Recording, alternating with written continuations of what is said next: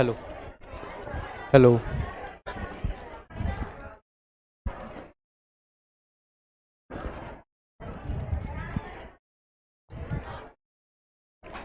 ठीक है। सब लोग अपना नोट कॉपी निकाल लो। बिल्कुल हम लोग पढ़ने जा रहे हैं थर्मोडायनामिक्स, बिल्कुल लाइन बाय लाइन इसको लिखेंगे हम लोग, क्योंकि थर्मोडायनामिक जो चैप्टर है पूरा का पूरा चैप्टर इंटरलिंक्ड है। सारा का सारा चैप्टर इंटरलिंक्ड है।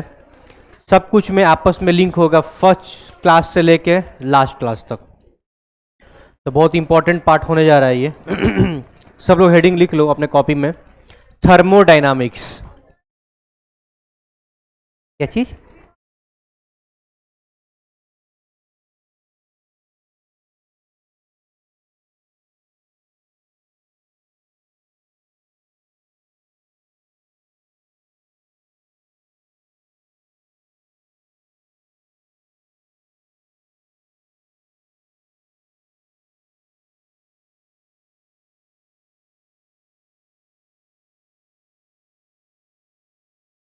कोई दिक्कत नहीं है, डीबीपी वाला काम हम लोग सब एक दिन उठाएंगे, क्योंकि बस मेरे को इस वीक 2 क्लास मिलेगा, एक आज का क्लास, एक वेडनेसडे का क्लास।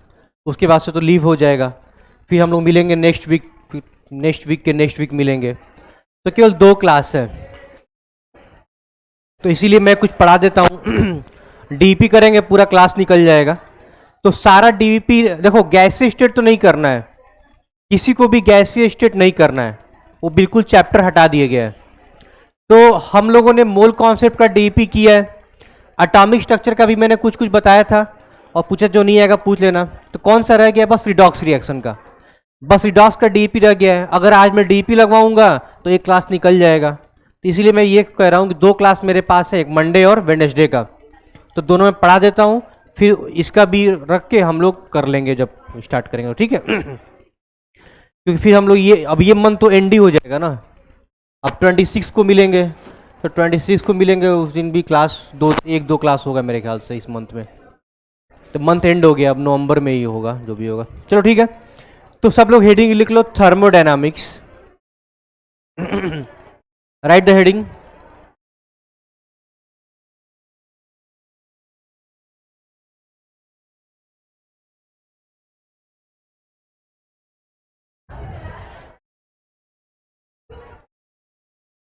थर्मोडायनामिक्स लेक्चर नंबर क्या है? लेक्चर नंबर 1 होगा। तो थर्मोडायनामिक्स पढ़ने के पहले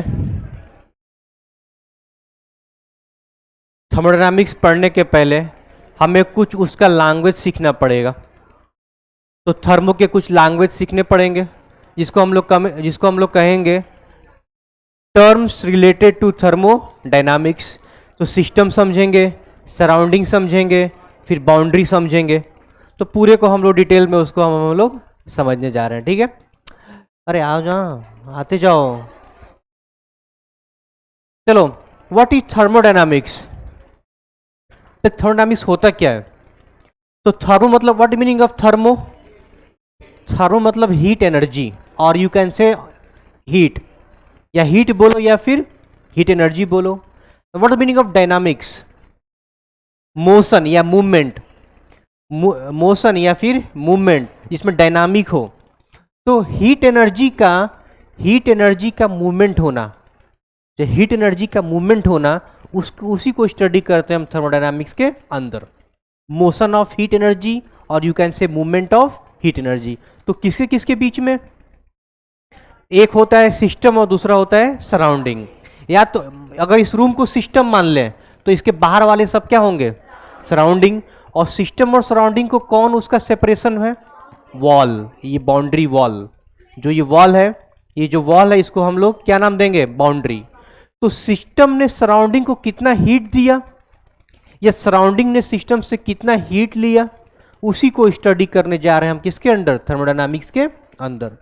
तो थर्मो मतलब हीट, डायनामिक्स मतलब मूवमेंट, यानी movement of heat energy from system to surrounding और सराउंडिंग टू सिस्टम, यही हम पढ़ने जा रहे हैं।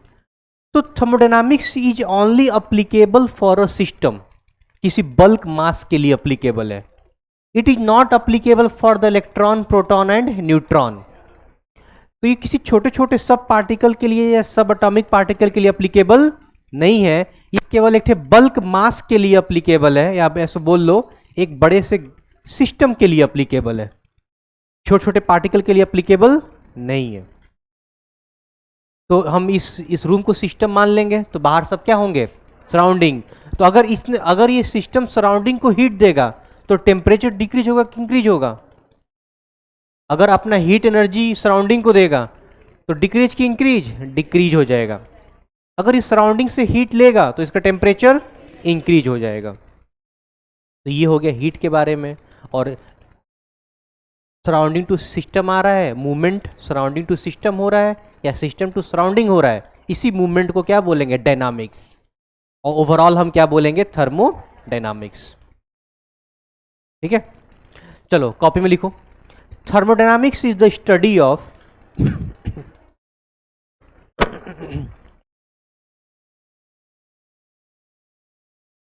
thermodynamics is the study of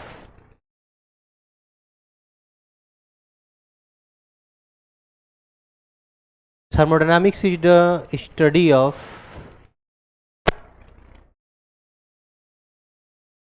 क्या हो रहा है ये, thermodynamics is the study of movement of heat energy, movement of heat energy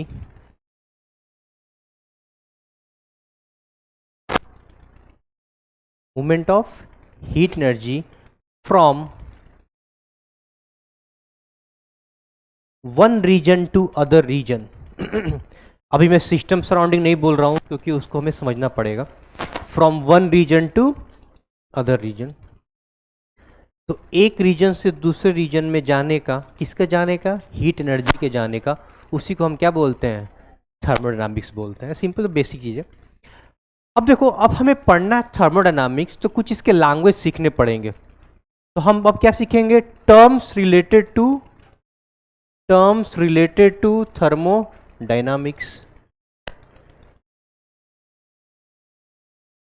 तो कौन कौन सा टर्म्स है, पहला बेसिक टर्म कौन कौन सा है, सिस्टम एंड सराउंडिंग।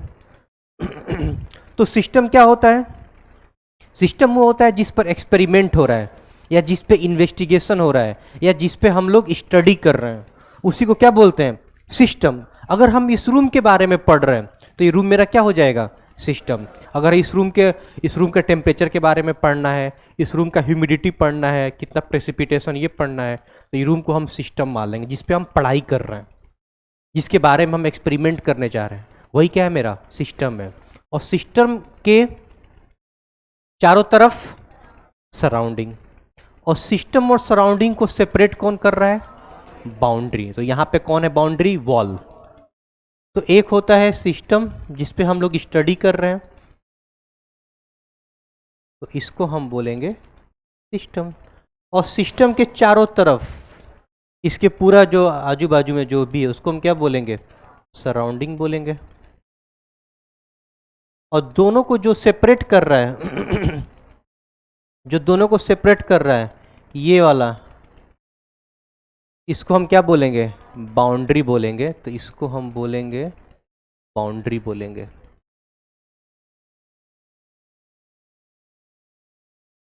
बाउंड्री भी दो टाइप के होते हैं, एक होता है एडियाबैटिक, दूसरा होता है डायथर्मिक। एडियाबैटिक वो होता है जो सिस्टम से सराउंडिंग की तरफ हीट फ्लो होने से रोकता है। या तो सिस्टम से सराउंडिंग की तरफ हीट नहीं जाएगा, या तो सराउंडिंग से सिस्टम की तरफ हीट नहीं जाएगा। हम उस वॉल को क्या बोलेंगे, उस बाउंड्री को क्या बोलेंगे, एडियाबैटिक, जहां पे कोई भी हीट का ट्रांसफर नहीं हो। और दूसरा क्या होता है, डायथर्मिक। डायथर्मिक क्या होता है, जिसके थ्रू हीट ट्रांसफर हो सके। तो बाउंड्री दो प्रकार के होते हैं, एक बाउंड्री को हम बोलते हैं एडियाबैटिक। तो एडियाबैटिक में क्या होता है एडियाबैटिक ऐसा बाउंड्री होगा जिसके थ्रू हीट ट्रांसफर नहीं होगा, ना इस सिस्टम टू सराउंडिंग, ना सराउंडिंग टू सिस्टम, कोई भी नहीं होगा। और दूसरा कौन सा होगा, डायाथर्मिक होगा, यानी यहां से हीट ट्रांसफर हो सकता है।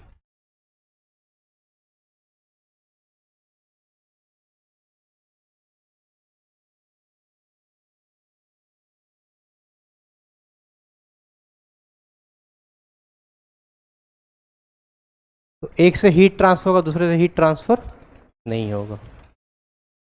ठीक है, तो ये हो गया सिस्टम और सराउंडिंग।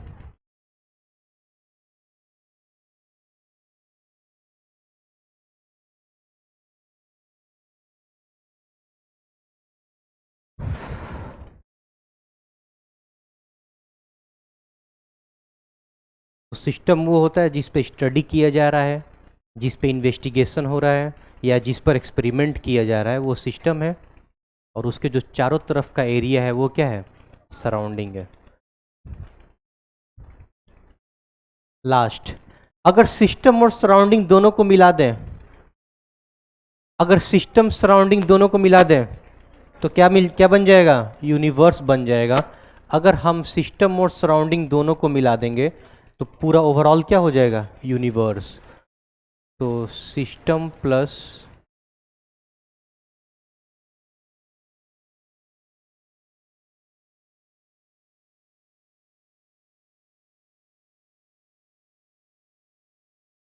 सिस्टम प्लस सराउंडिंग को हम बोलेंगे यूनिवर्स।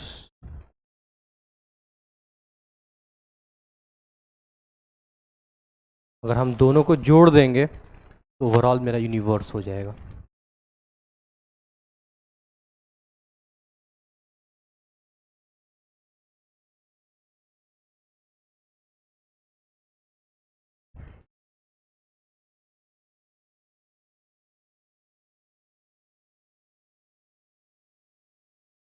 ठीक है, तो सिस्टम प्लस सराउंडिंग को मिलाकर हम यूनिवर्स बोलते हैं।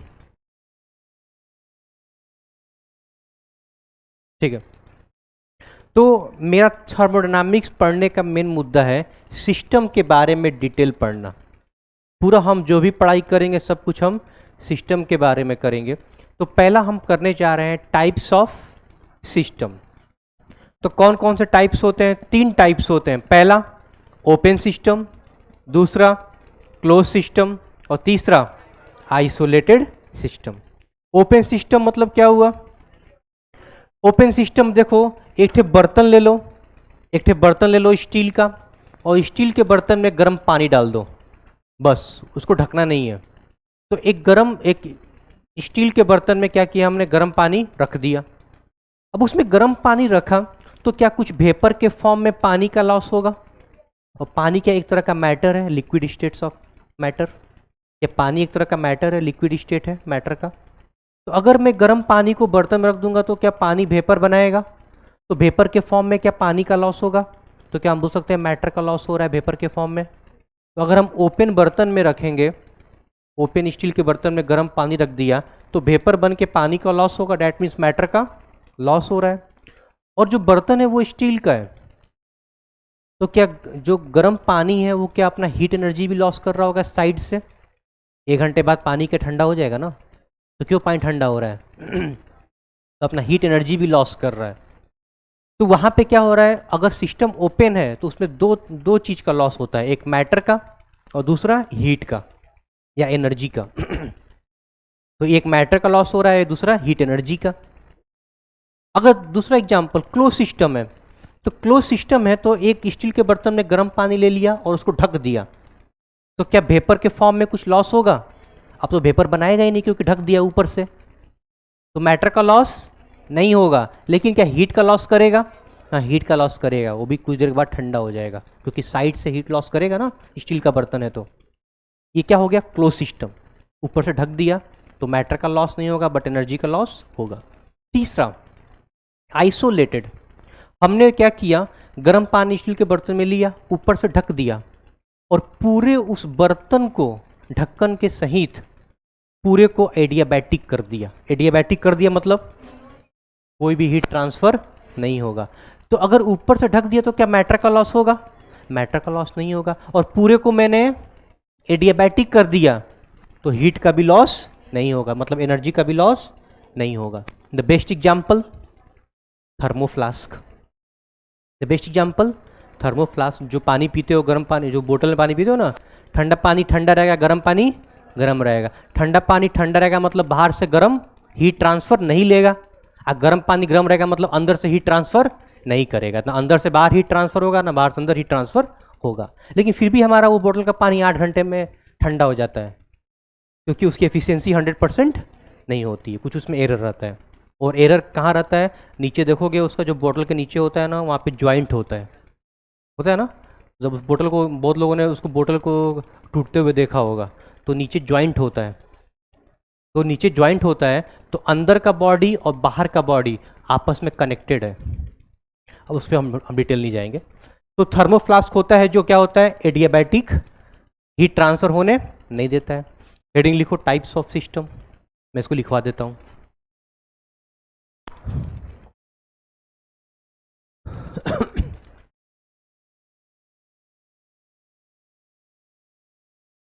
टाइप्स ऑफ सिस्टम,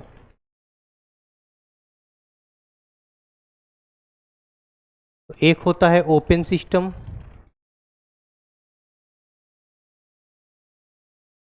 दूसरा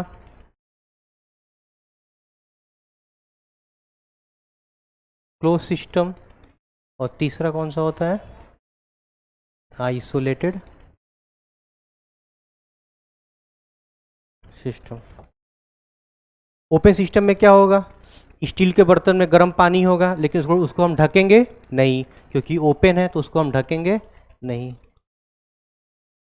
इसमें गर्म पानी है, इसमें भी गर्म पानी, और इसमें भी गर्म पानी।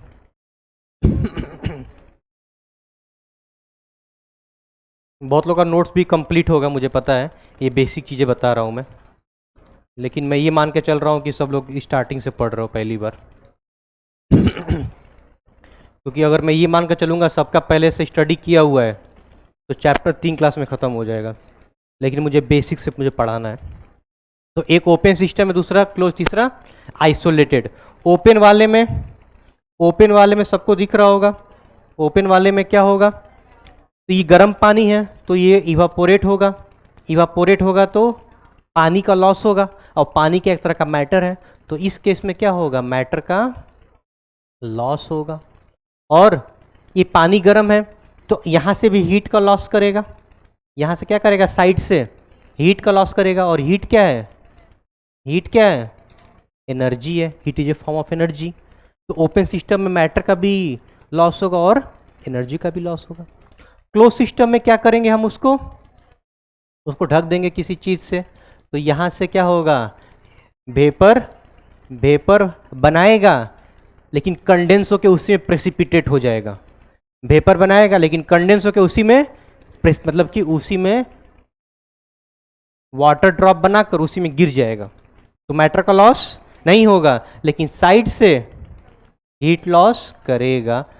तो क्लोज सिस्टम में क्या होगा, मैटर का लॉस नहीं होगा, एनर्जी का लॉस होगा। या फिर से वही काम किया, गर्म पानी लिया,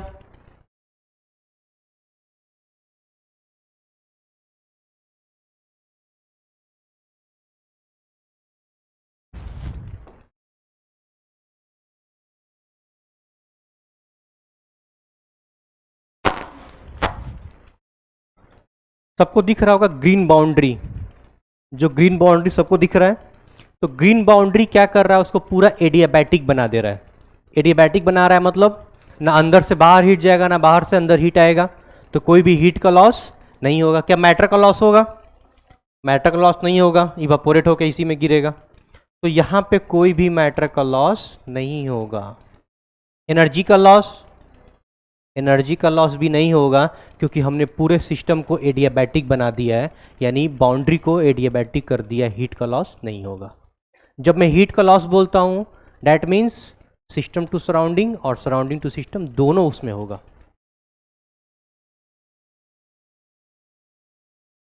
तो these are the types of system, open system, close system and isolated system.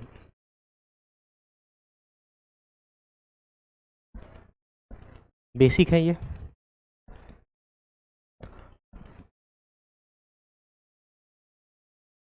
अब एक होता है टाइप्स ऑफ प्रॉपर्टीज, एक होता है एक्सटेंसिव प्रॉपर्टी, दूसरा होता है इंटेंसिव प्रॉपर्टी। एक्सटेंसिव प्रॉपर्टी उसको बोला जाता है, किसको बोला जाता है, एक्सटेंसिव प्रॉपर्टी उसको बोला जाता है जो प्रॉपर्टीज मास या मोल पे डिपेंड करता हो, उसको हम ऐड कर सकते हो। क्या मास आपस में ऐड होते हैं? हाँ, मास आपस में ऐड होते हैं। 5 किलो प्लस 5 किलो 10 किलो, तो मास ऐड होता है। क्या मोल, हाँ यू कैन गो, क्या मोल ऐड होते हैं? 5 मोल प्लस 5 मोल 10 मोल, तो मोल भी ऐड होते हैं। तो ऐसा प्रॉपर्टी जो मास या मोल पे डिपेंड हो उसको हम क्या बोलते हैं? Extensive property.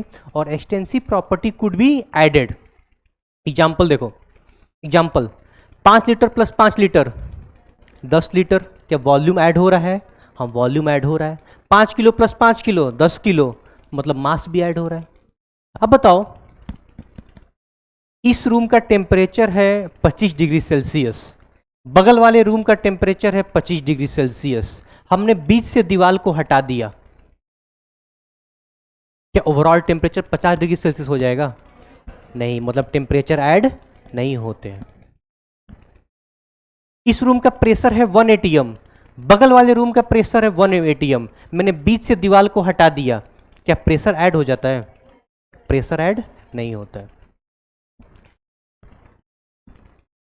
अब बताओ, जैसे एक ग्लास में 5 मोलैरिटी का जूस है, दूसरे ग्लास में 5 मोलैरिटी का जूस है, दोनों को ऐड कर दिया,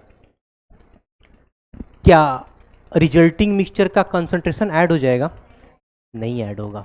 ऐसा थोड़ा ना कि एक पानी लियो 50 मोलैरिटी का, दूसरा पानी 50, पानी का मोलैरिटी कितना होता है? 55.55 प्योर पानी का। तो मान लो एक पानी का बोतल लियो, इसका मोलैरिटी है 55.55, दूसरे का 55.55, दोनों पानी को मिला देंगे तो क्या मोलैरिटी 111 पॉइंट समथिंग हो जाएगा? नहीं, पानी कंसंट्रेशन तो उतना ही रहेगा ना, मतलब कंसंट्रेशन ऐड नहीं होता है।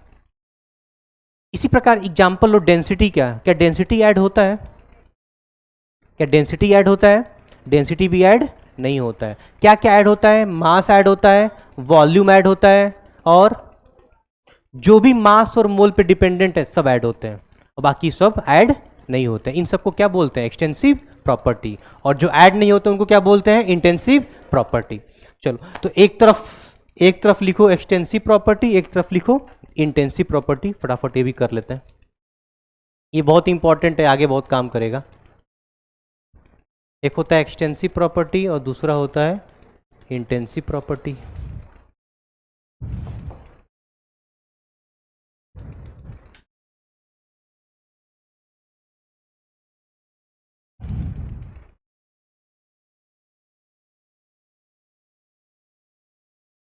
चलो, यहां लिखो फर्स्ट पॉइंट एक्सटेंसिव प्रॉपर्टी में, the property which depends upon the property which depends upon the mass and mole, the property which depends upon the mass and mole, जो मास और मोल पे डिपेंड हो उसको क्या बोलते हैं? Extensive property. और एक्सटेंसिव प्रॉपर्टी क्या होते हैं? ऐड होते हैं, तो इट कुड बी एडेड, तो लिख लो it is additive in nature, it is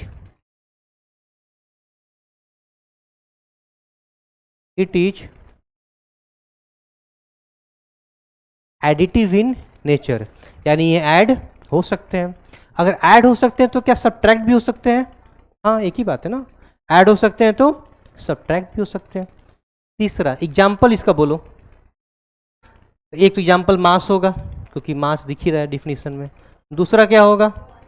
दूसरा होगा मोल, मोल भी ऐड होता है। क्या वॉल्यूम ऐड होता है? हाँ, वॉल्यूम भी ऐड होता है। तो तीसरा क्या हो जाएगा? वॉल्यूम। और बोलो और बोलो और बोलो, अभी वो सब मत वर्ड यूज़ करो। एंथैल्पी मैं नहीं बोल सकता अभी, अभी एंथैल्पी नहीं बताया मैंने ना, तो मैं नहीं बोल सकता, लेकिन जब मैं बताऊंगा तो मैं वर्ड यूज़ करूंगा तो एंथैल्पी। हाँ, आगे बोलो।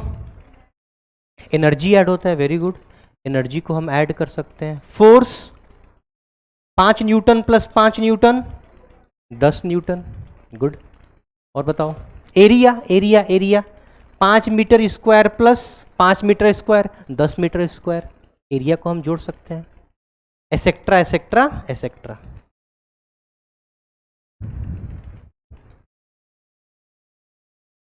जो चीज हम जोड़ सकते हैं वो एक्सटेंसिव प्रॉपर्टी है, और जो हम जोड़ सकते हैं इसीलिए तो मास और मोल पे डिपेंडेंट है, क्योंकि मास और मोल तो आसानी से जुड़ सकते हैं। चलो, इंटेंसिव प्रॉपर्टी में क्या होगा?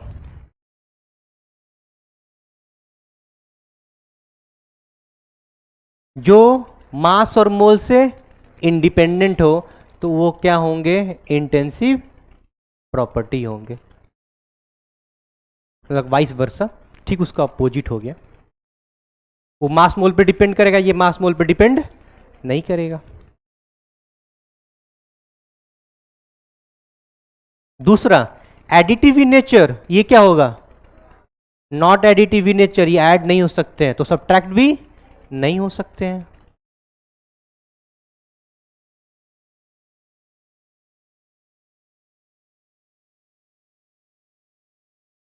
एग्जाम्पल बताओ, एग्जाम्पल क्या क्या होगा? प्रेशर, प्रेशर ऐड नहीं हो सकता। टेम्परेचर ऐड नहीं हो सकता। मोलैरिटी, मोलैरिटी ऐड नहीं हो सकता। मोलैलिटी, मोलैलिटी भी ऐड नहीं हो सकता। डेंसिटी, डेंसिटी भी ऐड नहीं हो सकता। और कुछ बहुत सारे होंगे, अभी मैं सब वर्ड यूज़ नहीं करूँगा। हीट कैपेसिटी सब होंगे, सब वो सब जब पढ़ाऊँगा तब वो सब बताऊँगा मैं। तो जो चीज़ करता है मोल, तो मोलैरिटी क्या होता है? मोल होता है, मोल अपॉन वॉल्यूम होता है ना। तो नीचे वॉल्यूम भी तो है, नीचे वॉल्यूम भी तो है। तो देखो, ये बस एक तरह का एक प्रॉपर्टीज है जो मास मोल पे डिपेंड करता है। ऐसा नहीं कि पूरा हमें इसी से एक्शन लेना है, हमें इससे नहीं एक्शन लेना है। जो ऐड हो, सबसे इंपॉर्टेंट चीज ये वाला है, जो ऐड हो एक्सटेंसिव, जो ऐड ना हो वो इंटेंसिव। ये बस एनसीईआरटी का डिफिनीशन है, तो मैं वो चीज़ बता दिया हूँ। लेकिन हम किससे डिसाइड करेंगे? हमेशा इससे डिसाइड करेंगे। अगर जो जुड़ेगा एक्सटेंसिव, जो नहीं जुड़ेगा वो इंटेंसिव। मैं ये सब नहीं बताता हूँ क्लास में, लेकिन इसे बताता हूँ कि एनसीईआरटी में लिखा हुआ है और बुक इसलिए बता दिया मैंने यही बताता हूँ। जो एडिटिव है वो एक्सटेंसिव होगा, जो नहीं ऐड होगा वो इंटेंसिव होगा। क्योंकि फिर लोग इसमें ऑब्जेक्शन करते हैं। एरिया बताइए, एरिया कहाँ से मास और मोल पे डिपेंड है? तो मेरे पास जवाब नहीं है इसका। एरिया कहाँ से मास मोल पे डिपेंड है? ऐसा ना कि एरिया एक्सटेंसिव नहीं होगा, लेकिन इसके कहने का मतलब ये है कि जो मास मोल पे डिपेंड होगा वो तो एक्सटेंसिव होगा ही, और लेकिन जो डिपेंड नहीं होगा उसके बारे में हमें देखना पड़ेगा एडिटिव है कि नहीं। अगर एडिटिव है तो एक्सटेंसिव, नहीं है तो इंटेंसिव। इसका मतलब ये नहीं कि जो मास मोल पे डिपेंड नहीं होगा वो एक्सटेंसिव नहीं होगा। इसलिए मैं डिफिनेशन नहीं बताता हूँ क्लास में, लेकिन एनसीईआरटी के अकॉर्डिंग मैं बता देता हूँ कि जो मास मोल पे डिपेंड होगा वो एक्सटेंसिव होगा, और जो नहीं होगा वो इंटेंसिव होगा। लेकिन मेन कौन चीज़ है? मेन है एडिटिव और सब्ट्रैक्टिव। क्या बात समझ गए? चलो ठीक है। अब देखो ऐसा एक ट्रिक देखो, इसमें बहुत लोग इसमें एक ट्रिक काम आता है। Ratio of two extensive properties is always intensive in nature. किसी भी दो एक्सटेंसिव प्रॉपर्टी का रेशियो लोगे तो हमेशा का हमेशा क्या होगा? इंटेंसिव होगा। एग्जाम्पल देखते हैं। देखो, डेंसिटी क्या होता है? Mass by volume. मास क्या है? मास एक्सटेंसिव की इंटेंसिव? तो मास है एक्सटेंसिव। वॉल्यूम क्या है? एक्सटेंसिव। क्या दो एक्सटेंसिव का रेशियो है ये? तो क्या होना चाहिए? ये इंटेंसिव होना चाहिए। और देखो डेंसिटी इंटेंसिव होता भी है। तो जब भी कहीं बड़े बड़े चीज में फंस जाओ तो ऐसे निकाल सकते हैं कि दो एक्सटेंसिव का रेशियो हमेशा क्या होगा? इंटेंसिव। दूसरा देखो, मोलैरिटी। मोलैरिटी क्या होता है? Moles upon volume in litre. तो मोल्स क्या होता है? एक्सटेंसिव। वॉल्यूम क्या होता है? दो एक्सटेंसिव का रेशियो इंटेंसिव। देखो क्या मोलैरिटी इंटेंसिव होता है? हाँ होता है। प्रेशर, प्रेशर देखो, प्रेशर क्या होता है? Force by area. फोर्स क्या है? एक्सटेंसिव। एरिया क्या है? एक्सटेंसिव। और प्रेशर क्या है? इंटेंसिव। तो लिखो, the ratio of two extensive properties, the ratio of two extensive properties are always intensive in nature. The ratio of two extensive properties are always intensive in nature.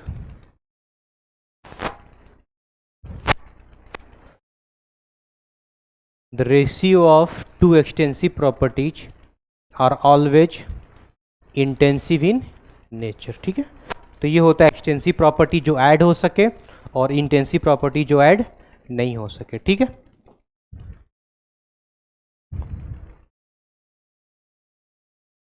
एक trick और है, अभी मैं उसको चाहता नहीं हूँ बताना. ठीक है, सबने वर्ड सुना है मोलर हीट कैपेसिटी. बताता हूँ, सब सुना मोलर हीट कैपेसिटी. देखो कोई भी प्रॉपर्टी है, ध्यान सुनना बहुत इंपॉर्टेंट है. कोई भी प्रॉपर्टी है, प्रॉपर्टी मतलब pressure, volume, temperature, heat capacity, आगे और भी आएंगे, एंथैल्पी, एंट्रोपी, गिब्स, ये सब के सब क्या है, एक प्रॉपर्टी है. जब भी प्रॉपर्टी के नाम के पहले अगर ये वर्ड यूज हो जाएगा, अगर ये वाला वर्ड यूज हो जाएगा नाम के पहले, जैसे मोलर हीट कैपेसिटी के नाम क्या यूज हुआ, मोलर वर्ड यूज हुआ, मोलर और प्रॉपर्टी क्या है, हीट कैपेसिटी, तो हमेशा वो जो होगा वो कैसा होगा, हमेशा इंटेंसिव होगा. कुछ भी ले लो, कुछ भी, मैं उसको अभी आगे बताऊंगा क्या होता है मोलर हीट कैपेसिटी, लेकिन अभी बता दे रहा हूं, इसका यूज हम करेंगे आगे. जब भी प्रॉपर्टी के पहले हम वर्ड यूज कर देंगे मोलर, तो हमेशा जो ये पूरा टर्म होगा, ये पूरा का पूरा क्या होगा, इंटेंसिव प्रॉपर्टी होगा. ये पूरा, ये किसी बुक में नहीं मिलेगा ये चीज. तो किसी भी प्रॉपर्टी के नाम के पहले मोलर लगा देंगे तो वो पूरा क्या हो जाएगा, इंटेंसिव प्रॉपर्टी. यही दो ट्रिक है, जो ये दो ट्रिक समझ लेगा ये क्वेश्चन लगा लेगा. इस पर क्वेश्चन पूछता भी एग्जाम में. कौन सा दो ट्रिक है, पहला कौन सा ट्रिक है, ratio of two extensive property is always intensive in nature, और दूसरा क्या है, किसी भी प्रॉपर्टी के पहले अगर टर्म मोलर का वर्ड यूज कर लेंगे तो इसका मतलब वो पूरा का पूरा प्रॉपर्टी कैसा हो जाएगा, इंटेंसिव हो जाएगा. एक एग्जांपल बता दे रहा हूँ, मोलर हीट कैपेसिटी वो इंटेंसिव है, लेकिन हीट कैपेसिटी क्या है, एक्सटेंसिव है. जब बताऊंगा मैं हीट तो वहाँ इसको एक्सप्लेन करूंगा मैं.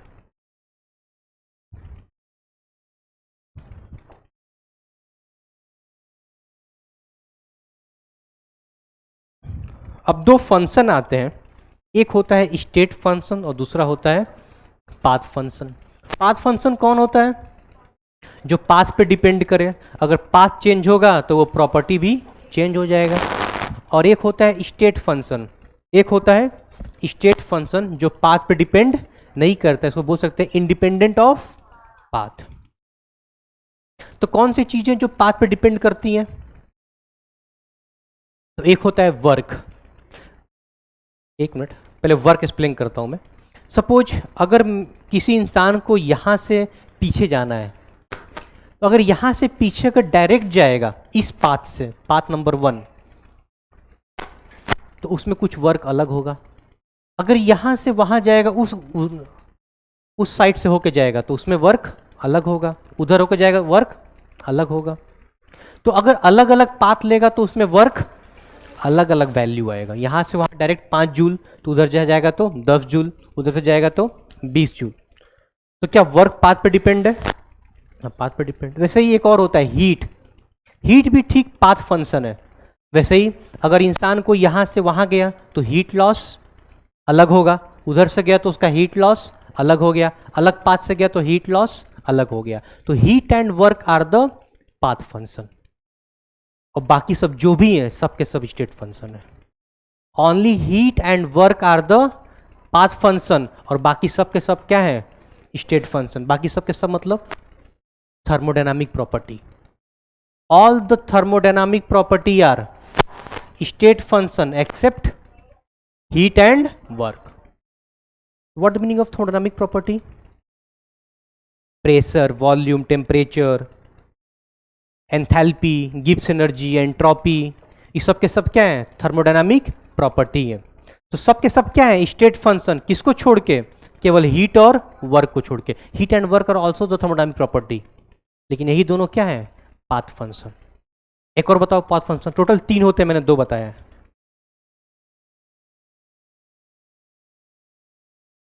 नहीं, उसी का फैमिली का है, उसी की फैमिली का है। यस, हीट कैपेसिटी, वो उसी का फैमिली है, हीट कैपेसिटी।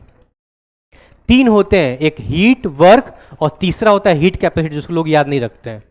हीट वर्क सभी को पता होता है, लेकिन हीट कैपेसिटी भी उसी में आता है। तो all thermodynamic property are state function except heat work and heat capacity, बस यही 3 होते हैं। इसको याद हमेशा, इसको अगर इसी को याद करना है, बाकी कुछ भी याद नहीं करना है, ठीक है। तो एक क्या होता है, स्टेट फंक्शन, और दूसरा होता है पाथ फंक्शन। एक स्टेट फंक्शन है और दूसरा है पाथ फंक्शन। तो पाथ फंक्शन कौन सा होता है, जो पाथ पे डिपेंड करता है, और स्टेट फंक्शन वो होता है जो पाथ से इंडिपेंडेंट होता है।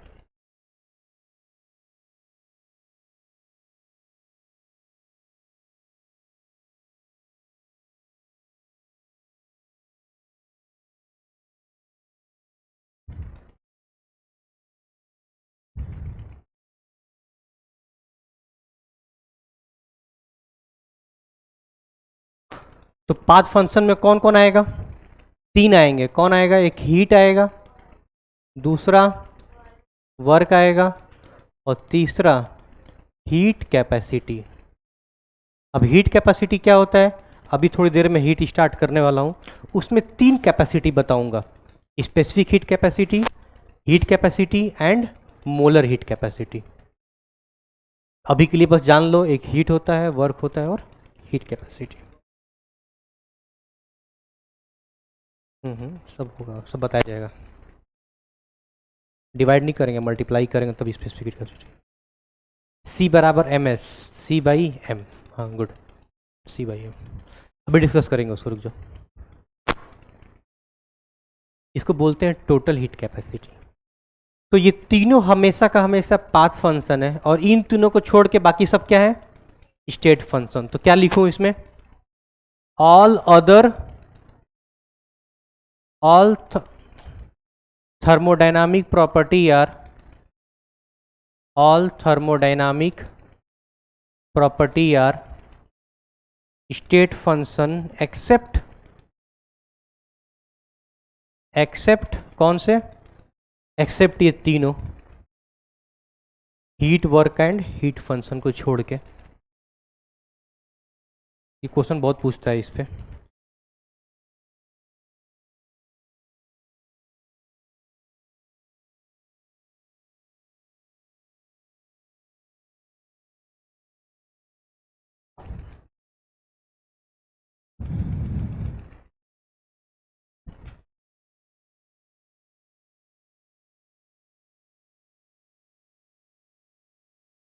जो पाथ पे डिपेंड हो पाथ फंक्शन, जो पाथ पे डिपेंड ना हो स्टेट फंक्शन। तो क्या आएगा उसमें, प्रेशर, वॉल्यूम, टेम्परेचर। सबको पता है ना, हम लोगों ने PV = nRT लगाते थे, तो अगर टेम्परेचर कांस्टेंट तो बॉयल्स लॉ, P1 V1 बराबर P2 V2। तो P1 क्या होता था, इनिशियल प्रेशर, और P2 क्या होता था, फाइनल प्रेशर। तो कैसे P1 से P2 हुआ, क्या हमें उससे मतलब था, नहीं मतलब था। हमें P1 पता था 5 ATM, P2 पता था 10 ATM, वैल्यू पुट कर दिया। अब कैसे P1 से P2 हुआ, क्या इससे हमने कभी कुछ सोचा इसके बारे में, नहीं सोचा। क्यों, क्योंकि वो पाथ पे डिपेंड ही नहीं करता है। यही चीज हमने किया था जब लगाया चार्ल्स लॉ में क्या होता है, प्रेशर कांस्टेंट, V1/T1 बराबर V2/T2। तो V1 क्या होता था, initial volume, V2 final volume. तो कैसे V1 से V2 हुआ, ये किसी बात पे फर्क पड़ता है, नहीं फर्क पड़ता है, इसीलिए वो पाथ पे डिपेंड नहीं करता है। किसी भी पाथ से जाए, वॉल्यूम इनिशियल वही होगा, फाइनल वॉल्यूम वही होगा। अब देखो मैं इसका एक एग्जाम्पल दे रहा हूँ, ये थोड़ा हंसने वाली बात होगी। मेरे पास एक ग्लास में 5 लीटर पानी है, एक ग्लास में 5 लीटर पानी है, तो कितना कितना है V1, 5 लीटर। अब मैं इसमें 5 लीटर पानी और डाल रहा हूँ, तो पानी में से तुरंत डायरेक्ट डाल दूँ या पानी में पूरा घुमा कर 5 लीटर यहाँ डालूँ, तो V2 कितना होगा? 10 ही ना होगा। या पानी को पूरा मैं इंडिया घुमा कर लाऊँ 5 लीटर तब मैं डालूँ इसमें, तो V2 10 लीटर ना होगा। या इंडिया घुमा के लाओ चाहे फिर ये गांधी मैदान घुमा के लाओ, कहीं से घुमा के लाओ, फाइनल वॉल्यूम कितना होगा? 5 + 5 10 लीटर, और इनिशियल कितना होगा? V1। तो 5 पे क्या डिपेंड किया? नहीं किया। तो प्रेशर, वॉल्यूम, टेम्परेचर, आगे और भी मैं बताऊंगा, एंथैल्पी, गिब्स, एंट्रोपी, सबके सब क्या है? State function. They do not depend upon the path, but ये सब पाथ पे डिपेंड करते हैं। अलग अलग पाथ लेंगे तो वर्क डन अलग होगा, हीट लॉस अलग होगा, और हीट कैपेसिटी भी अभी समझेंगे हीट वाले में, ये भी अलग होगा। ठीक है, इतना सबको याद रहेगा। अब हम चलते हैं बात करने थर्मोडायनामिक प्रोसेस पे। क्या चीज? हीट और वर्क। थोड़ा तेज बोलो। स्टेट फंक्शन होगा। क्यों स्टेट फंक्शन होगा?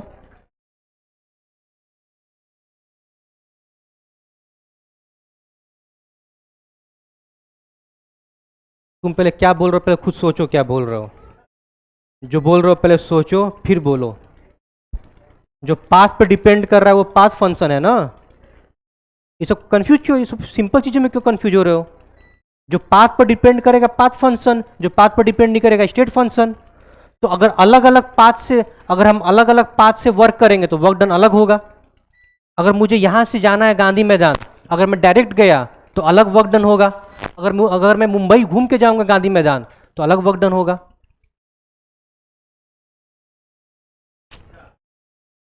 तो पाथ फंक्शन क्या कर तुम बीच में, तुम जा कर रहे हो?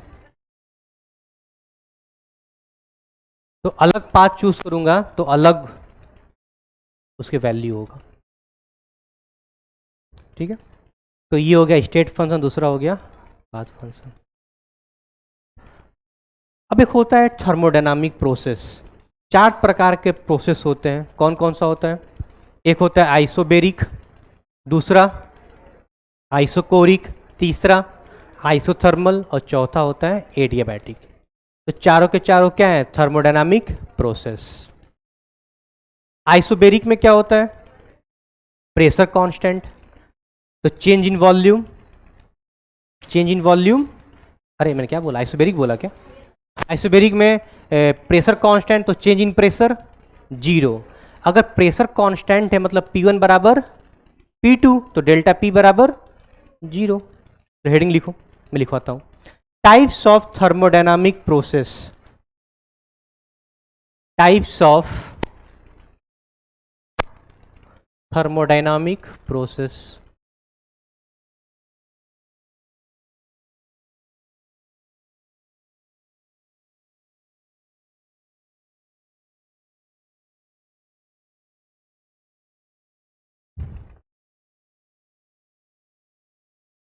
तो पहला प्रोसेस कौन सा चलेगा? आइसोबेरिक। आइसोबेरिक में क्या होगा? Pressure constant. तो आइसोबेरिक प्रोसेस में होता है प्रेशर कांस्टेंट। तो कौन सा लॉ लगेगा? Charles law. तो लॉ लगेगा चार्ल्स लॉ, लेकिन प्रोसेस कौन सा होगा? आइसोबेरिक। तो इसमें क्या होगा? मेरा प्रेशर जो है वो, प्रेशर जो है कांस्टेंट रहेगा। कांस्टेंट प्रेशर मीन्स जो पहले प्रेशर था वही बाद में रहेगा। तो चेंज इन प्रेशर, तो चेंज इन प्रेशर हो जाएगा 0, डेल्टा P बराबर 0। दूसरा कौन सा प्रोसेस ले लें? दूसरा हो जाएगा आइसोकोरिक। आइसोकोरिक में क्या कांस्टेंट होता है? तो आइसोकोरिक में होता है वॉल्यूम कांस्टेंट। वॉल्यूम कांस्टेंट मतलब जो पहले वॉल्यूम था वही फाइनल वॉल्यूम होगा। तो चेंज इन वॉल्यूम 0 होगा। तीसरा, तो तीसरा हो जाएगा आइसोथर्मल प्रोसेस। तो तीसरा हो जाएगा आइसोथर्मल प्रोसेस। इसमें कौन सा? इसमें टेम्परेचर कांस्टेंट, कौन सा लॉ? बॉयल्स लॉ, तो इसमें हो जाएगा मेरा टेम्परेचर कांस्टेंट, तो चेंज इन टेम्परेचर 0। और फोर्थ वाला कौन सा होगा? तो फोर्थ वाला हो जाएगा एडियाबैटिक प्रोसेस। एडियाबैटिक प्रोसेस में क्या होगा?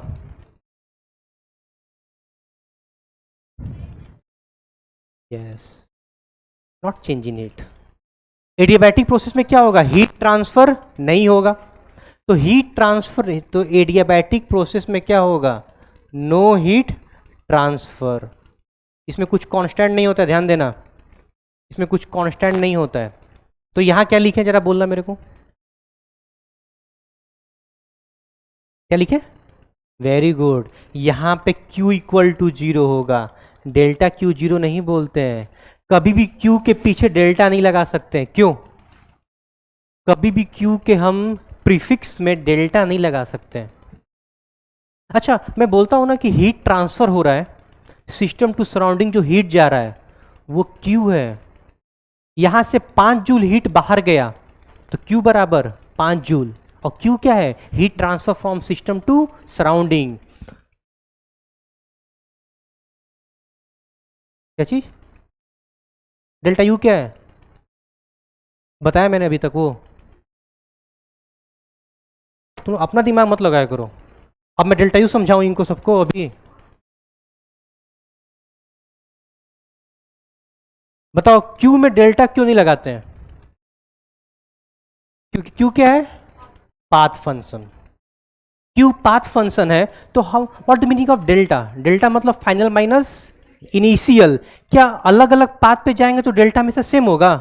नहीं होगा, डेल्टा अलग हो जाएगा ना। इसीलिए Q के पीछे हम डेल्टा नहीं लगा सकते। Q is the path function and all this three are the, ये सब के सब क्या है? ये तीनों स्टेट फंक्शन। तो बहुत सारे बुक में देखोगे या बहुत सारे लोगों को बोलते देखोगे डेल्टा Q बराबर 0, जो गलत स्टेटमेंट है। कभी भी डेल्टा Q बराबर 0 नहीं बोलना चाहिए। क्या बोलना है हमें? Q बराबर 0। और Q क्या है? Q हीट नहीं है, लोग Q को हीट बोलते हैं। Q is not a heat, Q is a heat transfer. अभी यहाँ लोगों ने कुछ बोला था, हीट ट्रांसफर, एकदम सही वर्ड है, हीट ट्रांसफर। Q हीट नहीं है। मैं कुछ और भी यहाँ पे बोलना चाहता था कि ये तो ड्रॉपर बैच है, लोग इतना समझते ही हो गए। मैं सब 11 बैच में नहीं बोलता हूँ। मैं ये बोल रहा हूँ, इस रूम में हीट एनर्जी स्टोर 10 जूल है। ध्यान सुनना मेरी बात, ये सब बातें मैं 11 में नहीं बोलता हूँ क्योंकि उस सब ने एंथैल्पी नहीं जानते हैं। इसमें हल्का हल्का एंथैल्पी लोग जानते ही होंगे, ठीक है। मैं बोलता हूँ इस रूम में energy store, heat energy store 10 joule है। तो वो हीट एनर्जी स्टोर क्या है? इस रूम का एंथैल्पी है। तो इस रूम की एंथैल्पी कितनी है? 10 जूल। वो क्यों नहीं है, ध्यान देना बात का। इस रूम की जो हीट एनर्जी, अभी रूम में कुछ हीट एनर्जी होगा ना, कुछ गर्मी तो रूम में होगा है ना, तो वो हीट एनर्जी को हम बोलेंगे एंथैल्पी। तो इस रूम में जो हीट एनर्जी स्टोर्ड है वो एंथैल्पी से हम बोलते हैं, डिनोट करते हैं। तो 10 जूल क्या है? एंथैल्पी। अब मैं बोलता हूं यहां से हीट, अभी कितनी इसकी हीट एनर्जी है?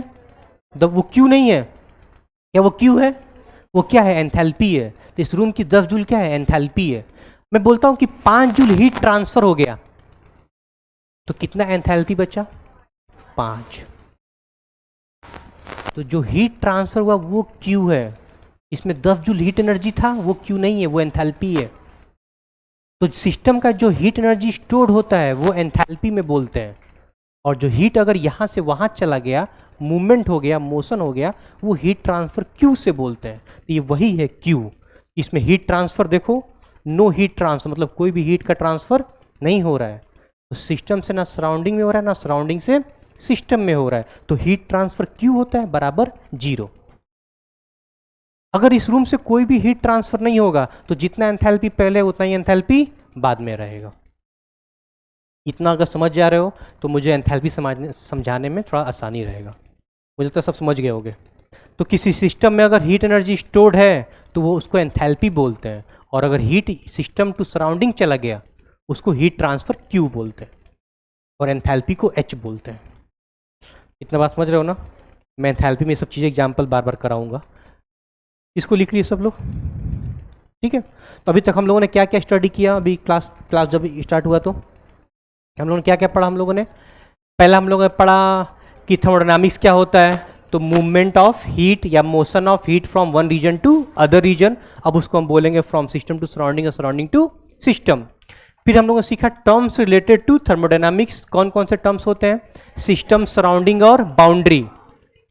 तो बाउंड्री दो प्रकार के होते हैं, एडियाबैटिक एंड डायथर्मिक। एडियाबैटिक में हीट ट्रांसफर नहीं होता है और डायथर्मिक में हीट ट्रांसफर हो सकता है। हाँ होता है, हो सकता है नहीं, होता है। गुड। तीसरा हम लोगों ने क्या सीखा? एक्सटेंसिव प्रॉपर्टी और एक्सटेंसिव प्रॉपर्टी। एक्सटेंसिव प्रॉपर्टी क्या होता है? ऐसे प्रॉपर्टी जो ऐड हो सके, और इंटेंसिव प्रॉपर्टी जो ऐड नहीं हो सके। एग्जाम्पल पूरा हम लोगों ने कर लिया। उसके बाद से क्या किया? स्टेट फंक्शन और पाथ फंक्शन। स्टेट फंक्शन क्या होता है? जो पाथ पर डिपेंड नहीं करता है, केवल इनिशियल और फाइनल पे डिपेंड करेगा। और पाथ फंक्शन क्या होगा? जो पाथ पे डिपेंड करेगा कि कैसे हम गए हैं इनिशियल टू फाइनल, तो पाथ फंक्शन होगा। फिर क्या हम लोगों ने सीखा? Types of thermodynamic process. कौन कौन से होते हैं? 4 process, isobaric, isochoric, isothermal, adiabatic. Isobaric में pressure constant delta P zero, isochoric में डेल्टा वी जीरो, आइसोथर्मल में डेल्टा टी जीरो, और एडियाबैटिक में Q बराबर 0। ठीक है ना? इतना हम लोग सीख गए। अगला आता है, अभी हम लोग थर्मोडायनामिक्स का लैंग्वेज सीख रहे हैं। फिर उसके बाद हम लोग थर्मोडायनामिक्स स्टार्ट करेंगे, first law and second law. अभी लैंग्वेज सीख रहे हैं उसको। दूसरा होता है टाइप्स ऑफ प्रोसेस। एक होता है रिवर्सिबल, दूसरा होता है irreversible. What is reversible process? तो रिवर्सिबल प्रोसेस सबसे पहले नाम से लग रहा है रिवर्सिबल, जिसको रिवर्स किया जा सके। ठीक है, तो किसको रिवर्स किया जा सकेगा? जो धीरे धीरे चलेगा, जो तेजी से चलेगा, यहां से वहां भाग जाएगा, कि वहां से फिर पीछे आएगा लौट के, सिस्टम नहीं आएगा। जो धीरे धीरे चलेगा उसी को तो हम रिवर्स कर सकते हैं। एक स्टेप आगे बढ़ाया धीरे से, फिर पीछे रिवर्स कर लिया हम लोगों ने। तो रिवर्सिबल प्रोसेस वो होता है जिसको रिवर्स किया जा सके, और जो स्लोली चले, जो स्लोली मूव करे, उसी को क्या बोलेंगे? Reversible process.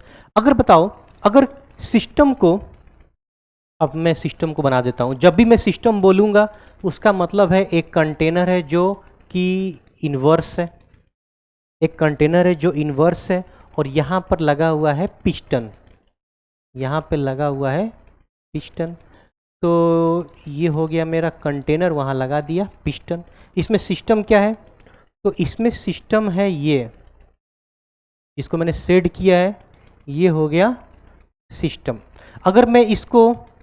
अगर मैं यहाँ प्रेशर P लगाऊंगा तो सिस्टम कंप्रेस होगा। अगर गैस का प्रेशर ज़्यादा होगा तो ये पीछे आएगा, तो सिस्टम एक्सपैंड होगा। अगर मैं इसको प्रेशर लगा दिया, अंदर गैस का भी प्रेशर होगा, और यहाँ कौन सा प्रेशर है? मेरा प्रेशर है, एक्सटर्नल प्रेशर मैं लगा रहा हूँ। और यहाँ कौन प्रेशर लगा रहा है?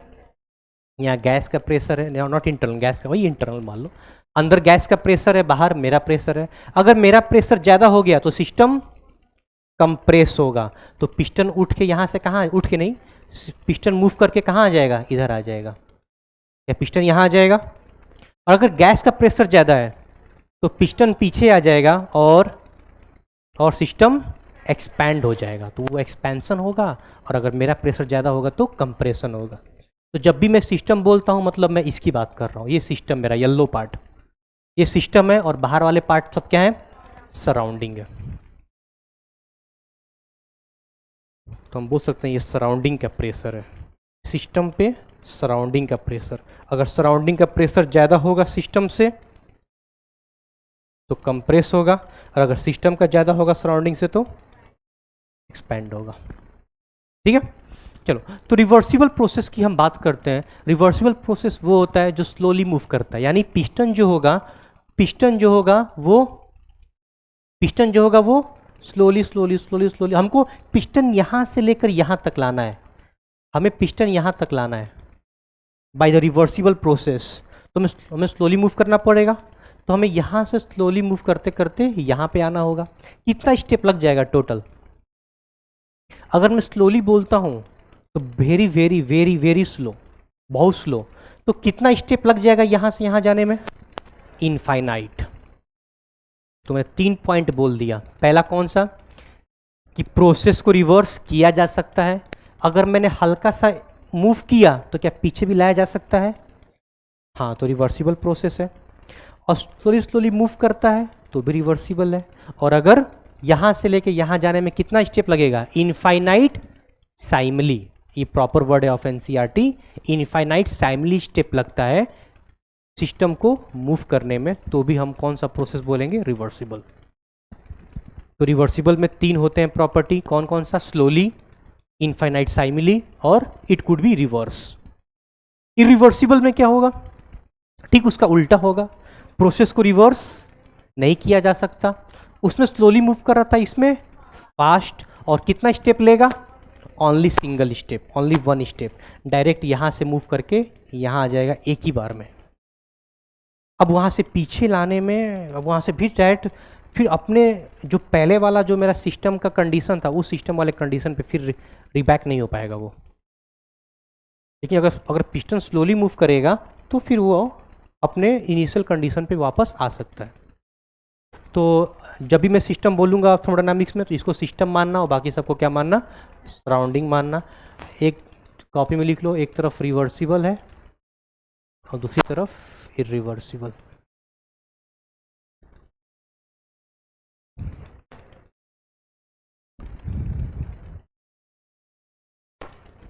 What is reversible? तो रिवर्सिबल में फर्स्ट स्टेप बोलो, क्या बोलो, क्या लिखूं मैं?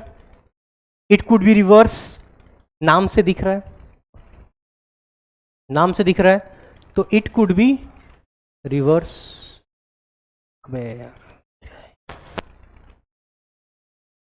इसको रिवर्स किया जा सकता है, इट कुड बी रिवर्स।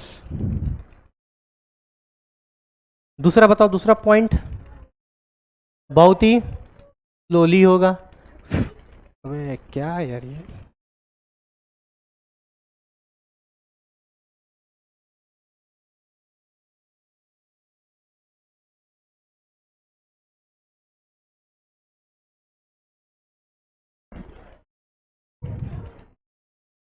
तो इट कुड बी रिवर्स। दूसरा क्या है? It is slow. क्या हो गया इसको?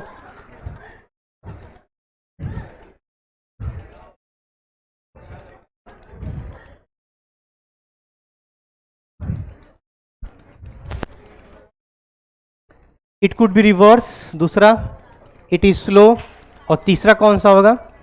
देर are infinitesimally step in the reversible process. तो इसमें कितने स्टेप होंगे? तो इसमें जो इन स्टेप होंगे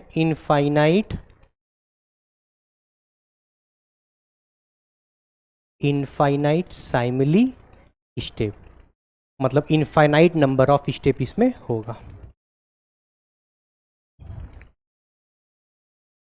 तो रिवर्सिबल प्रोसेस है, रिवर्स कर सकते हैं। स्लोली होगा, और स्लोली होगा तो इनफाइनाइट स्टेप लेंगे। फास्ट होगा तो सिंगल स्टेप लेंगे। तो इसमें क्या इसका ठीक इसका उल्टा हो जाएगा? यहाँ पर रिवर्स, तो it could not be reverse. It is slow, it is fast, infinitely step, single step. तो इसमें क्या हो जाएगा? ठीक इसका वाइस वर्सा हो जाएगा, उल्टा हो जाएगा। ठीक,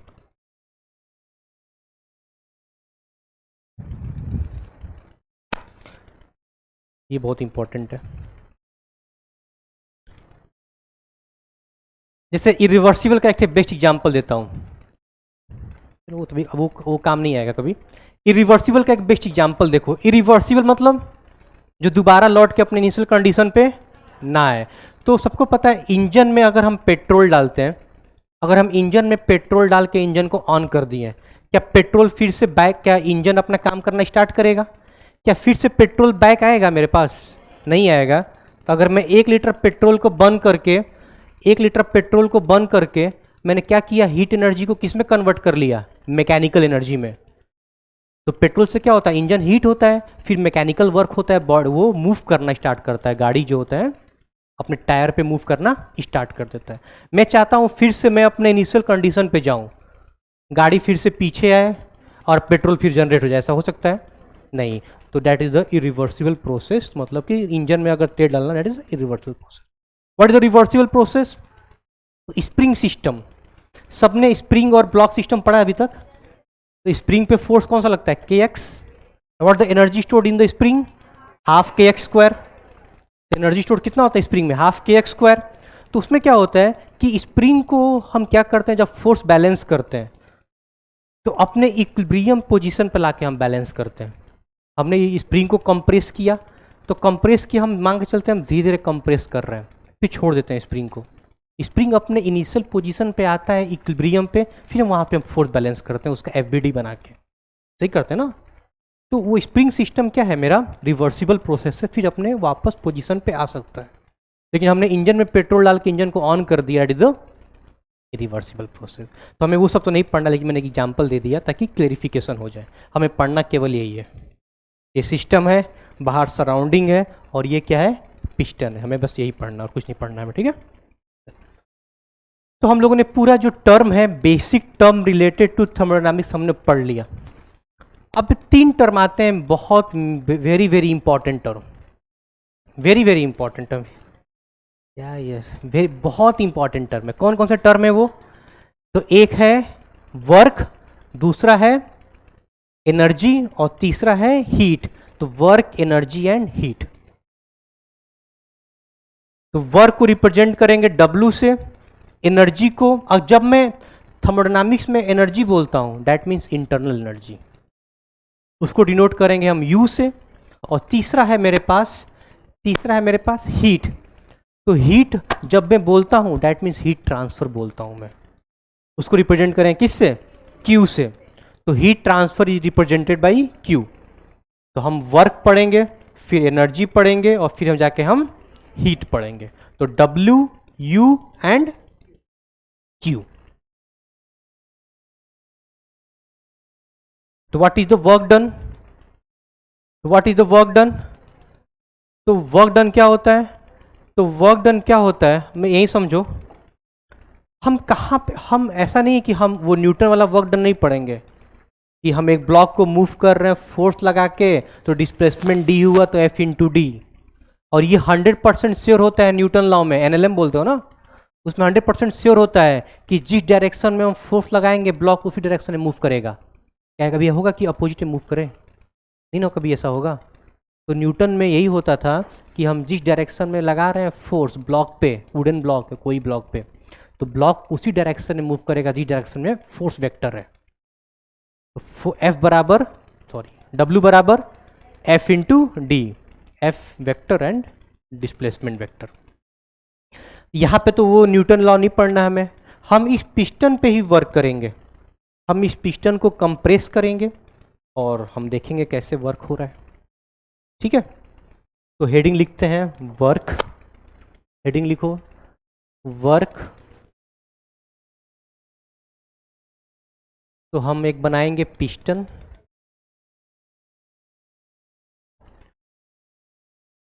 और यहाँ पे हो जाएगा पिस्टन, और ये हो गया ऐसा। चलो स्टार्ट करते हैं। जो मैं बोल रहा हूँ वो केवल मैं एक रिफरेंस मानकर बोलूँगा, ठीक है। बहुत लोग समझ गए होंगे। मैं एक रिफरेंस मान के चलूँगा। क्या रिफरेंस मानना है, क्यों मानना है, बहुत लोग समझ गए होंगे अभी थर्मोडायनामिक्स में, क्योंकि थर्मोडायनामिक्स फिजिक्स में भी आएगा, तो वहाँ भी रिफरेंस मान के चलना पड़ेगा। अब मैं आगे नहीं बोलूँगा फिजिक्स के बारे में, मैं अपना केमिस्ट्री के बारे में बोलूँगा, ठीक है। पहले मैं फिजिक्स से ही समझाता था, लेकिन अब NCERT में लिखा है केमिस्ट्री वाला केमिस्ट्री का रिफरेंस मान के चलना है, तो मैं केमिस्ट्री वाला आप समझा रहा हूँ, ठीक है। अब सुना सब ध्यान से, कुछ बहुत सिंपल चीज़ है। ये पिस्टन है और अंदर क्या है? गैसियस है, गैसियस मॉलिक्यूल है या गैसियस मोल है, या गैसियस एटम है। अंदर कौन प्रेशर लगाएगा? P gas. तो यहाँ पे प्रेशर लगाएगा गैस, P गैस बोल दिया। और मैं पिस्टन पे मैं प्रेशर लगा रहा हूँ एक्सटर्नल, P एक्सटर्नल, ठीक। अब मैं ये मान के चल रहा हूँ कि गैस का प्रेशर जो है वो एक्सटर्नल प्रेशर से लगभग बराबर है। एकदम बराबर नहीं है, लगभग लगभग बराबर है। तो मैं ये मान के चल रहा हूँ कि गैस का प्रेशर हल्का सा डेल्टा पी ज़्यादा है, गैस का प्रेशर डेल्टा पी ज़्यादा है, और मैं यहाँ से प्रेशर लगा रहा हूँ तो पिस्टन कहाँ मूव करेगा, पीछे की आगे। ये हल्का सा ज़्यादा है, ये पीछे मूव करेगा। मेरे प्रेशर से गैस का प्रेशर थोड़ा सा, बहुत थोड़ा सा ज़्यादा है। बहुत थोड़ा सा क्यों बोल रहा हूँ मैं, ताकि ये स्लोली मूव, रिवर्सिबल हो, ताकि स्लोली मूव करे, रिवर्सिबल हो। अगर बहुत ज़्यादा होगा हम तुरंत पीछे सिंगल स्टेप फास्ट हो जाएगा। तो हमें स्लोली करना है, रिवर्सिबल करना है, तो गैस का प्रेशर थोड़ा सा एक्सटर्नल प्रेशर से ज़्यादा हो। चलो स्टार्ट करते हैं हम। सबको पता है W बराबर फोर्स इंटू डिस्प्लेसमेंट, हम मदद लेंगे न्यूटन लॉ से। अब बताओ, मैं ये प्रेशर, क्या फोर्स हम मान सकते हैं, प्रेशर होता है फोर्स अपॉन एरिया। तो प्रेशर भी एक तरह का, मैं प्रेशर क्या होता है, per unit area of force per unit area. तो मैं यहाँ से मान लो फोर्स लगा रहा हूँ, और डिस्प्लेसमेंट कहाँ हो रहा है, ये डिस्प्लेसमेंट कहाँ हो रहा है, dx का पीछे। मैं फोर्स लगा रहा हूँ फ्रंट डायरेक्शन में और डिस्प्लेसमेंट हो रहा है बैक डायरेक्शन में, तो क्या बोल सकता हूँ कि dv का पीछे एक्सपेंशन हो रहा है। वॉल्यूम बढ़ेगा ना, जब dx का पीछे डिस्प्लेसमेंट होगा तो वॉल्यूम कितना बढ़ जाएगा, इसमें dv वॉल्यूम बढ़ जाएगा, किसका, सिस्टम का। चलो, तो क्या मैं फोर्स लगाया इधर और डिस्प्लेसमेंट हुआ पीछे, तो क्या वर्क डन निगेटिव हो जाएगा, क्योंकि जिधर मैं चाहता था उधर डिस्प्लेसमेंट नहीं हो रहा है, पीछे डिस्प्लेसमेंट हो रहा है। तो माइनस एफ इंटू डी हो जाएगा। ठीक है, माइनस एफ इंटू डी।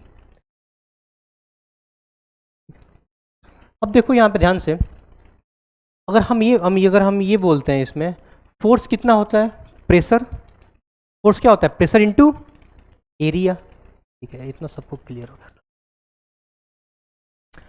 तो हमने ना छोटा सा, हमने क्या किया है, एफ इंटू कितने का डिस्प्लेसमेंट हुआ है पीछे, ये dx का, एफ इंटू डी एक्स। और एक बात बताओ, अगर छोटा सा पीछे मूव किया है तो वर्क डन भी छोटा सा ही होगा। अगर हमने फोर्स F लगाया है तो पीछे मूव किया, कितना पीछे मूव किया है, dx, तो काम भी छोटा सा होगा dw, और साइन क्या होगा, माइनस। तो dw बराबर minus F into D X. और प्रेशर क्या होता है, प्रेशर होता है फोर्स अपॉन एरिया। तो फोर्स क्या हो जाएगा, pressure into area into D X, minus sign तो वैसे ही रहेगा। क्या देखो सही है मैंने जो लिखा है, एफ को लिख दिया P इंटू ए, और कुछ नहीं किया मैंने, बात सब वो क्लियर है। ठीक है, अब देखो यहाँ पे, यहाँ कहीं किसी को वॉल्यूम दिख रहा है क्या, कहाँ दिख रहा है, एरिया इंटू डी एक्स, क्या वॉल्यूम दिख रहा है। तो हम क्या बोल सकते हैं, डी डब्ल्यू बराबर minus P into D V. ठीक है, ये dv मतलब छोटा सा वॉल्यूम चेंज, और dw मतलब छोटा सा वर्क डन। हम इसको इंटीग्रेट कर देंगे। क्या ये p कांस्टेंट प्रेशर है, मैं यहाँ से प्रेशर कांस्टेंट लगा रहा हूँ, तो उसको इंटीग्रेशन के बाहर, क्या उसको इंटीग्रेट कर देंगे ऐसे। अब बताओ, वॉल्यूम को मैं कहाँ से कहाँ इंटीग्रेट करूँ। तो पहले वॉल्यूम था v1, और जब पीछे आ गया तो वॉल्यूम कितना हो गया, v2। तो पहले वॉल्यूम था v1, तो जब वॉल्यूम v1 था पहले, तो पहले वर्क डन कितना था, इनिशियल वर्क डन 0। तो जब v1 वॉल्यूम था तो वर्क डन 0 था, और जब मैंने v2 तक मूव कर दिया तो वर्क डन w हो गया। इसको इंटीग्रेट करो, dw का इंटीग्रेशन w, और लगा दो लिमिट w माइनस 0। तो w माइनस 0 कितना होता है, w बराबर माइनस पी, dv का इंटीग्रेशन v, लिमिट लगा दो v2 माइनस v1, तो v2 माइनस v1 क्या हो जाएगा, डेल्टा v हो जाएगा। तो हम बोल सकते हैं जो वर्क डन होगा वो माइनस पी डेल्टा v होता है। माइनस पी, देखना ये माइनस साइन हो, जो ध्यान देना इसका, केमिस्ट्री में माइनस साइन होता है, ये मतलब फिजिक्स में नहीं होता है। फिजिक्स में ये रेफरेंस मान के चलते हैं, मैं नहीं बोलना चाहता हूँ फिजिक्स के बारे में, लेकिन कंफ्यूज ना हो जब फिजिक्स में पढ़ाया जाएगा। तो फिजिक्स में रेफरेंस मान के ये चलते हैं कि हम जिस डायरेक्शन में फोर्स लगा रहे हैं पिस्टन उसी डायरेक्शन में मूव कर रहा है, तो वहाँ माइनस नहीं रहता, वहाँ प्लस रहता है। तो बोलोगे फिर तो ये पूरा उल्टा हो गया। अब ये उल्टा तो हो गया, लेकिन आगे एक थे ना रेफरेंस होगा, उस रेफरेंस से फिर सीधा हो जाता है। तो एनसीईआरटी में साफ साफ मेंशन किया है कि केमिस्ट्री का रेफरेंस फिजिक्स के रेफरेंस से अलग है। लेकिन कोई ज़्यादा बड़ी बात नहीं है, अभी मैं एक चीज़ बताऊंगा समझ जाओगे। तो W क्या होता है? माइनस पी डेल्टा V होता है, बस अभी इतना जानो अभी।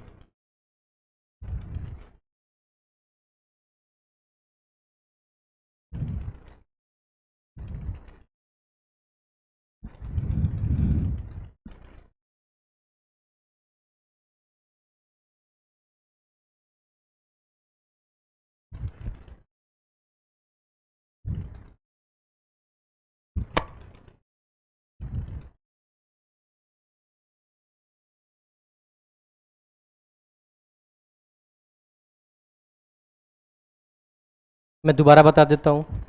मैं फोर्स लगा रहा हूँ इस डायरेक्शन में, डिस्प्लेसमेंट हो रहा है पीछे का डायरेक्शन में कितना dx, तो कितना वर्क डन हो जाएगा dw बराबर minus F into D x. छोटा सा मैंने छोटा सा मूव किया तो छोटा सा काम हुआ। माइनस क्यों साइन है? क्योंकि अपोजिट में मूव कर रहा है। अब मैं क्या किया, फोर्स को pressure into area, area into D X क्या हो जाएगा dv, ए इंटू डी एक्स क्या होगा ए इंटू डी एक्स, क्यों dv होगा? एरिया क्या होता है? लेंथ इंटू ब्रेथ, और ये क्या है? हाइट मान लो, या इसको लेंथ इंटू हाइट, इसको ब्रेथ मान लो। तो जो भी ये क्या बहुत छोटा है ना, ये जब छोटा किसी चीज में मल्टीप्लाई करोगे तो क्या छोटा ही ना आएगा? जब किसी भी नंबर में छोटा चीज मल्टीप्लाई करोगे तो छोटा ही ना आ जाएगा। मान लो 100 है, 100 में मल्टीप्लाई करो 0.000001, ये छोटा हो गया। तो मैंने किसी चीज में छोटा मल्टीप्लाई करोगे तो छोटा हो जाएगा, तो डीवी क्या छोटा वॉल्यूम हो गया।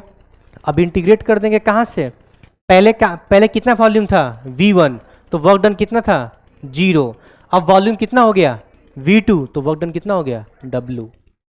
तो V1 से V2, 0 से W, तो dW का इंटीग्रेशन W, लिमिट लगा दो W माइनस 0, तो कितना हो गया W, कितना हो गया ना,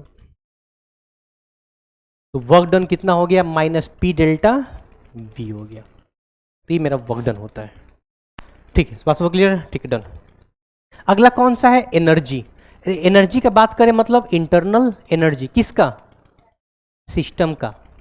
हम जब भी बात करेंगे तो सिस्टम का बात करेंगे, ठीक है। तो what is the internal energy?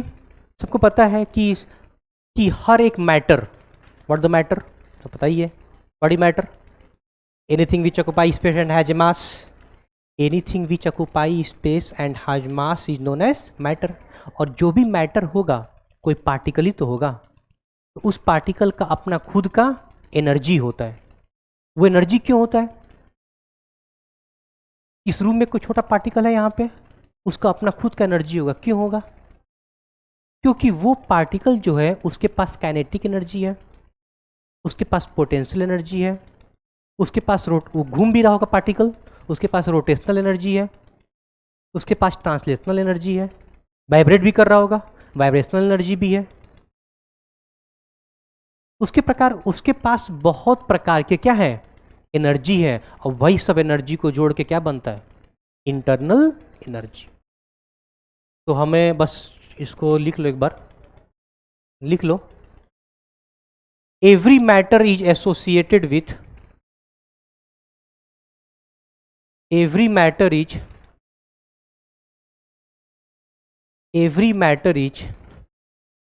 associated with some energy. Every matter is associated with some energy known as internal energy. Is known as internal energy. Is known as internal energy. It is denoted by capital U. It is denoted by capital U. तो internal energy क्यों आता है?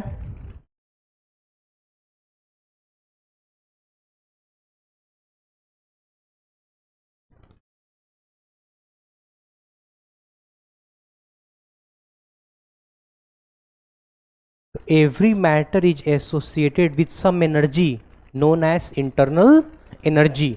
कौन कौन से होते हैं, किसको जोड़ के आएगा, kinetic energy plus potential energy plus translational energy, rotational plus बहुत प्रकार के वाइब्रेशनल प्लस बहुत सारे होते हैं जो हमें नहीं पता है, बहुत प्रकार के एनर्जी होते हैं। इन सभी को हम जोड़ देंगे तो क्या हो जाएगा, इंटरनल एनर्जी। किसका, उस मैटर का। और मैटर हमारा क्या है सिस्टम में, गैस है। उसी गैस का सब जोड़ देंगे तो उस गैस का क्या मिल जाएगा, इंटरनल एनर्जी मिल जाएगा। हमारे बॉडी में कुछ इंटरनल एनर्जी है। हमने सुबह, मान लो सब लोग सुबह को आए हो, चलो ठीक है दोपहर को आओ, दोपहर को सबने भोजन किया, सबने 50 जूल का एनर्जी इनटेक किया, 50 जूल का सबने एनर्जी इनटेक किया, और बॉडी में इंटरनल एनर्जी है 15 जूल का, तो टोटल कितना एनर्जी हो गया, या 65 हो गया। और तुम लोगों ने वर्क कर दिया, मतलब यही मेहनत कर रहे हो, जो पढ़ रहे हो वर्क कर रहे हो ना, तो तुम लोग, अब ये नहीं वर्क मतलब फोर्स इनटू डिस्प्लेसमेंट ही, मेंटल वर्क कर रहे हो, बहुत सारे वर्क है। तुम लोगों ने वर्क कर दिया 40 जूल का, तो कितना एनर्जी बचा बॉडी में, तो 65 माइनस 40, 25 जूल का एनर्जी बचा। अब ध्यान सुनना, अगर बॉडी में इंटरनल एनर्जी है 10 जूल का और फूड इनटेक किए हो 20 जूल का, तो कितना एनर्जी हो गया, 20 जूल। और तुम लोगों ने वर्क कर दिया 25 जूल का, 20 जूल का खाना खाया, 25 जूल का काम कर दिए, तो 5 जूल कहाँ से खर्च किया, अपने इंटरनल एनर्जी से खर्च किया, मतलब पॉकेट मनी से खर्च किया, अपना एनर्जी है वो ना। हम तो खाना खाएं 20 जूल का, लेकिन काम कितना किए, 25 जूल का, तो 5 जूल एक्स्ट्रा खर्च कहाँ से हुआ, अपने खुद का एनर्जी लग गया। ठीक है, तो इंटरनल एनर्जी होता है जो खुद के बॉडी में एनर्जी है, मतलब जो खुद का सिस्टम का खुद का अपना एनर्जी है। ठीक है, इतना काफ़ी है। ठीक है, देखो, तो इंटरनल एनर्जी इनिशियल उसको बोलेंगे यू इनिशियल। उसने, अभी मैं बोल रहा हूँ भोजन किया ना, बाद में हम सिस्टम को हीट एनर्जी देंगे तो उसकी एनर्जी बढ़ जाएगी। तो अभी इंटरनल एनर्जी कितना है, यू इनिशियल, इसको हमने कुछ एनर्जी दिया तो कितना हो गया, यू फाइनल, माइनस कर दो तो क्या होगा, चेंज इन इंटरनल एनर्जी।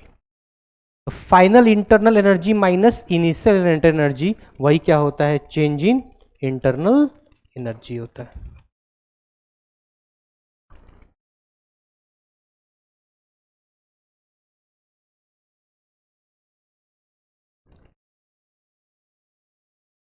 तो हम लोगों ने वर्क पढ़ लिया, एनर्जी पढ़ लिया, और लास्ट में कौन सा अभी है, हीट।